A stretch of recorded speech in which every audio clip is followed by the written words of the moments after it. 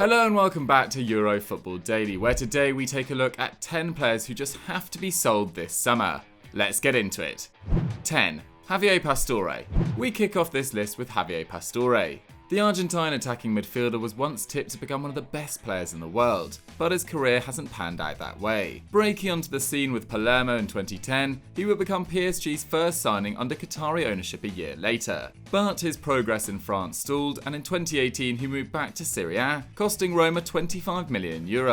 And quite frankly, the Giallorossi need to get him off their books as soon as possible. Only Edin Dzeko earns more than the €85,000 Pastore picks up every week, but in 2 years in the Italian capital he's made just 30 appearances in all competitions. Sure, he has had plenty of time out due to injuries, with calf injuries plaguing most of his career, but even in his time on the pitch he has failed to meet expectations. Featuring for less than 1,500 league minutes since 2018, Pastore has notched just 3 goals and 1 assist, whilst this season is barely registering half a key pass a game. But with a contract that runs until 2023, the 30-year-old could be hard to shift. Don't be surprised if Roma force him out on the cheap this summer.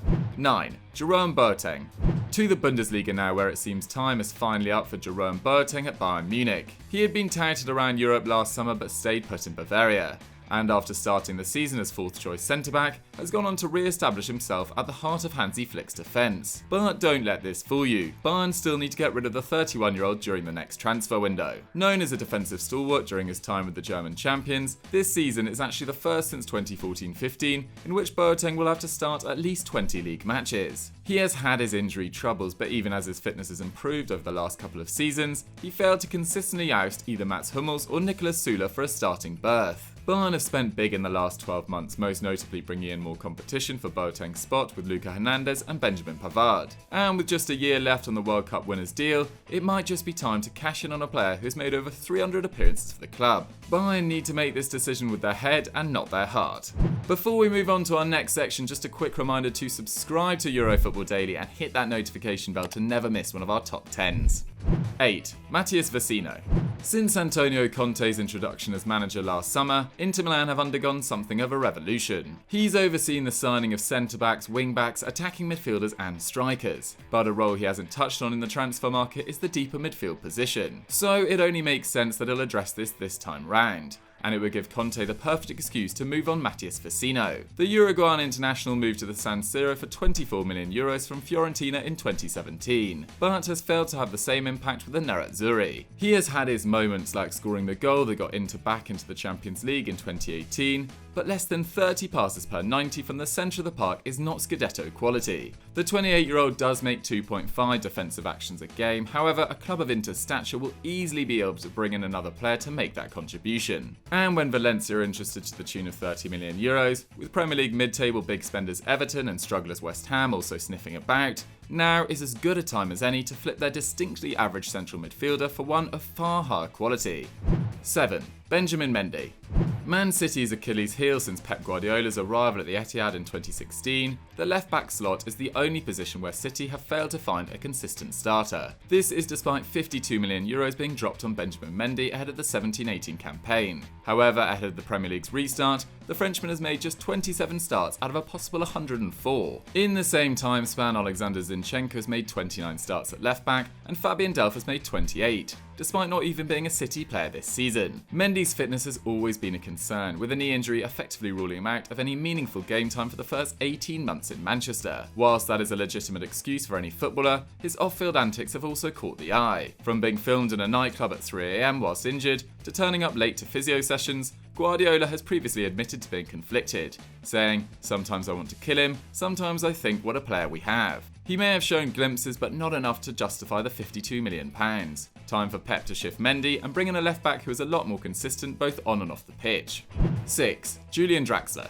Up next is the curious case of Julian Draxler. He burst onto the scene back in 2011, becoming Schalke's youngest ever player at the age of 17, before making his international debut a year later. He made a surprise move to Wolfsburg in 2015 before being snapped up by PSG in January 2017. And whilst there, he's managed to go from one of Europe's brightest talents to just another squad player. Now 26, so still with plenty of time left to resurrect his career, Draxler cost Le Parisien €36 million and did start promisingly, but this season has seen his time on the pitch fall off a cliff. Never anything more than a rotation player, he's gone from over 2,000 minutes to less than 700, and even in a curtailed Ligue 1 season, that accounts for just over a quarter of the available minutes. Draxler's contract expires next summer, leaving him at a career crossroads. But the decision may have already been made for him, with rumours suggesting his place in the squad has already been promised to 17-year-old prodigy Adila Cic. No doubt a far cheaper alternative than the World Cup winner, it's best for both parties if Draxler moves on this summer. 5. Thomas Lemar. In 2018, Thomas Lemar left Monaco for Atletico Madrid for €70 million, just 12 months after helping Les Monégasques to the Ligue 1 crown. The same summer, he reportedly turned down moves to the Premier League, with Arsenal and Liverpool keen to make the Cannes Academy graduate one of their own. But now in 2020, Atleti should seriously consider cashing in on their former record signing. So far this season, the 24-year-old has only completed 90 minutes once, and in his 9 starts and 9 substitute appearances, has yet to notch a goal or an assist. And it's not like his debut campaign in the Spanish capital was much better, with just 6 goal contributions, the lowest in his career to date. Usually stationed at left midfield in Diego Simeone's system, Lemar has seen his time split at the position with homegrown stars Koke and Saul Niguez. With 3 years left on his contract, however, Atleti are drawn into a difficult position. Trust he will come good and give him another season at the Wonder, or sell now while he is still young and has value. But having spent big in recent years, letting Lemar go might be the best way to raise some funds. 4. Gonzalo Higuaín. There are a few players who could see their time up at Juventus this summer, as the club appear to be in the midst of a transformation as the old heads are starting to make way for football's new stars. And one of the players that the old lady need to see out the door for the final time at the end of the season is Gonzalo Higuaín. Signed from Napoli for €90 million after an insane 36-goal season back in 2016, the Argentine international had 2 solid seasons in Turin, scoring 53 goals in all competitions, but the arrival of Cristiano Ronaldo in 2018 changed the landscape at the club. Time away on loan and just 21 goals in the 2 campaigns since means the writing is surely on the wall for the 32-year-old. With a year left on his deal, this will be the last chance Juve have to make some of the money back on a player that was the most expensive player in Italian football. Rumours of a return to Argentina or a shock move to join his brother Federico at MLS club DC United could though be his only options. Many have accepted his time as a top striker in Europe is surely over. 3. Franck Kessie. Unlike other names in this list, AC Milan's Franck Kessie is neither an overpaid squad player nor is he entering the last year of his contract. But the argument is that he is amongst the most sellable of the Rossoneri's assets, a club that desperately needs the money after years of financial mismanagement and posting record losses of close to €150 million just months ago. The most valuable player on their books may be goalkeeper Gianluigi Donnarumma, but his asking price will make him virtually unattainable. Kessie, however, has already been drawing interest from mid-table Premier League clubs and could prove an interesting alternative for clubs higher up the table too. In his Milan career, the central midfielders averaged 1.2 shots, 1.2 key passes and a dribble per match, whilst also making 2.5 defensive actions a game. Costing close to €25 million 2 years ago, the Ivorian will turn Milan a handsome profit despite current uncertainty in the market. And with clubs already sniffing around the 23-year-old, there is a possibility of a bidding war, which would see Kessie's price driven up even further. He would remain an integral player at the San Siro, but sometimes it's deeper than just what happens on the pitch. 2. Gareth Bale.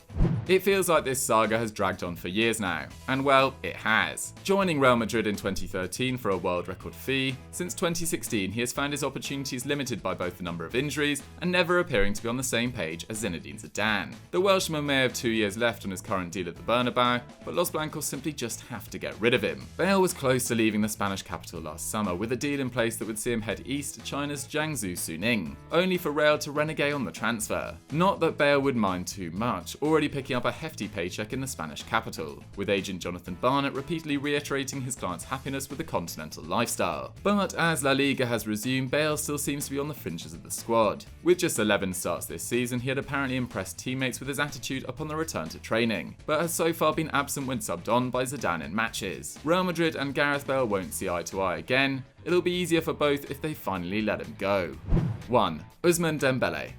Let's be honest, things haven't exactly gone to plan for Ousmane Dembele since his move to Barcelona. After just a year in the first team with Rennes and another with Borussia Dortmund, the Blaugrana stumped up €105 million to bring the Frenchman to the Camp Nou in 2017, effectively as Neymar's replacement. He started his Barca career with 5 goals in 6 games but suffered a hamstring injury early on, an issue that continues to plague him. As it stands, Dembele has now missed almost 70 matches due to hamstring problems, but he has failed to impress with his attitude away from the game too. There have been reports that he was addicted to gaming, frequently playing late into the night, and consistently turning up late to training. 23 years old and with 2 years left on his contract, this seems the ideal time to sell a player who simply hasn't delivered on expectation, with just 23 goal contributions in his 3 years. Barcelona will apparently listen to offers they receive for the World Cup winner this summer, with Liverpool the team most often linked at the moment. They won't get their initial investment on Dembele back, but if they don't sell, they could be faced with another situation similar to Philippe Coutinho. So guys, that was our 10 players who have to be sold this summer. What did you guys think of the rundown? Did we miss any out? Let me know in the comments down below.